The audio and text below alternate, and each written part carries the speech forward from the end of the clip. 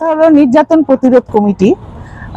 এটা ঠিক আমরা প্রচারটা সেরকম করি না, কিন্তু আমরা চুপ অনেক নিঃশব্দে আমরা এইসব কাজ করে চলি। রাত বিরেতে যেখানেই যে ডাকে আমরা যাই, তবে থানার মাধ্যমেই আমরা থানার সাহায্য নিয়েই আমরা এই কাজ করি। আজকে আপনারা এটাই সবার কাছে এই খবর পৌঁছে দিন যে নারী নির্যাতন কিভাবে যে করছে এবং এক একটা মহিলা কিভাবে নিজের প্রাণকে সংশয়ে নিজের প্রাণ দিতে হচ্ছে। কত মা বাবা তার সন্তানদের হারাচ্ছে। একটা স্বামীর হাতে, একটা ছেলের কাছে মেয়েরা জীবন দিয়ে এই সংসারে চলে আসে। আমাদের হিন্দু রীতিনীতি নিয়ম অনুযায়ী এই সংসারেই ওর নিজে সংসার করে ভাবে। এই সংসার যদি সুরক্ষিত না থাকে, মেয়েরা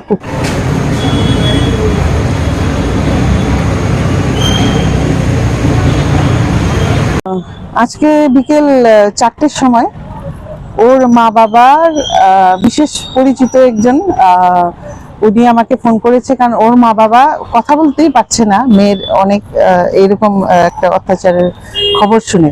উনি কলকাতার পশ্চিমবঙ্গের রানাঘাটে ওরা বাসিন্দা। তো ওই ভদ্রলোক মিঠু পাল ওদের বিশেষ পরিচিত। উনি আমাকে বলছেন যে আমাদের মেয়েটাকে বাঁচান, আগরতলায় বিয়ে হয়েছে এডিনগর, এখানে আপনারা একটু আমার মেয়েটাকে রেস্কিউ করুন, কারণ আমার মেয়েটা আজকে মরেই যাবে, আজকে রাতটা পার হবে না। তখন আমি বলেছি আমি কিছু জানি না, অ্যাড্রেস কি কি কোথায় থাকে কিরকম।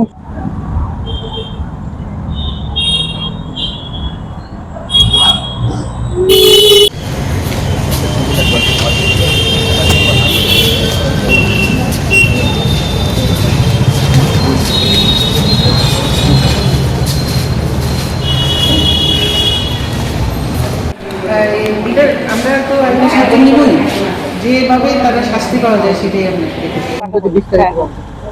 আমার বিয়ে হয়েছিল 2/12/2018 সালে। বিয়ের 1 মাস পর থেকেই আমার হাজবেন্ড এবং আমার শ্বশুর শাশুড়ি আমার উপর নির্যাতন করে। হাজবেন্ডের নাম প্রসেনজিৎ আচার্য। ও আমার গায়ে ক্রমাগত হাত তোলে, যেই সময় ওর মাথায় রাগ উঠে সেই সময় হাত তোলে কোনো কারণ ছাড়া। এখন আমি অনেক প্রসেনজিৎ আচার্য অনেক সহ্য করার পর, অনেক ধৈর্য ধরার পর সেদিন আমাকে বাইরেও পর্যন্ত আমাকে খালি বলে বাড়ি থেকে বেরিয়ে যাও, বাড়ি থেকে। আমি এত রাতে কোথায় বাড়ি থেকে বেরিয়ে যাব, কোথায় যাব, আমার তো এখানে কেউ নেই।